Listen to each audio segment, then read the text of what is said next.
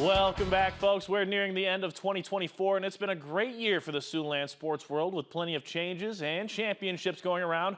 We here at KTIV figured we should take a second and look back at the season. So let's kick things off with our 2024 edition of the SportsFource Year in Review. Now this winter season, it was a great one for Siouxland. We start out on the hardwood, where in Iowa in girls basketball, Siouxland would send 8 teams to Wells Fargo Arena.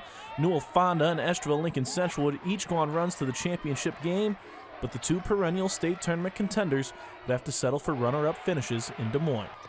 It's unbelievable. We graduate 4 great seniors. Being on this fun ride and adventure with these guys, it's an experience of a lifetime. I just couldn't be more prouder of them. On the boys' side of things in Iowa, Siouxland would have 4 teams in Des Moines at the end of the season, including North Union, who was making their first appearance at state. But it would be perennial powerhouse Western Christian going on a run at the Well and earning the school's 11th state championship. Watching my older siblings play here, it's something you always dream of. It's always been a dream of mine, and finally had the opportunity to play this year and just wanted to go out and give it all I had. In Nebraska, Siouxland sent 14 girls teams to Lincoln, with some brackets being filled halfway full with Siouxland squads. Crofton and Wynot would go on improbable runs to the championship before finishing in second. But the Pender Pendragons would put it all together as the Dollivers would earn their 2nd straight state title. For me and the guys, the people who've been doing it here in the last few years, it was just a matter of just doing what was done before us, which is get in the gym, work hard, enjoy it, because you're with your kids when you're doing it. You're with your kids as friends. However, less success would come Siouxland's way in boys basketball in Lincoln, as although 8 teams would make it to the state tournament, none would get past the semifinal round.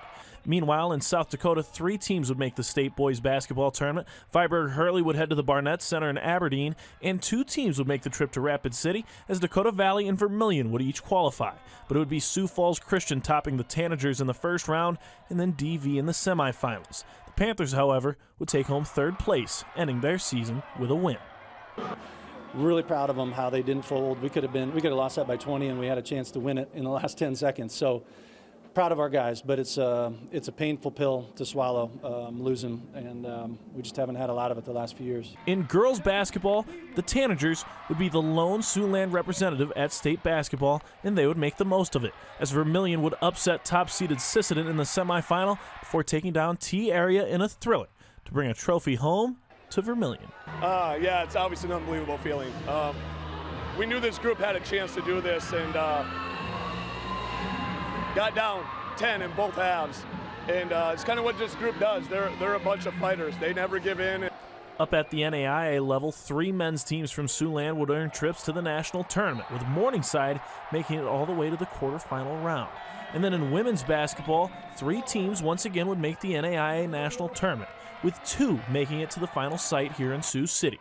The Dordt Defenders would not only make the final site, they would go on a run to win it all, topping Providence 57-53 in the title bout and bringing home Dort's first national championship.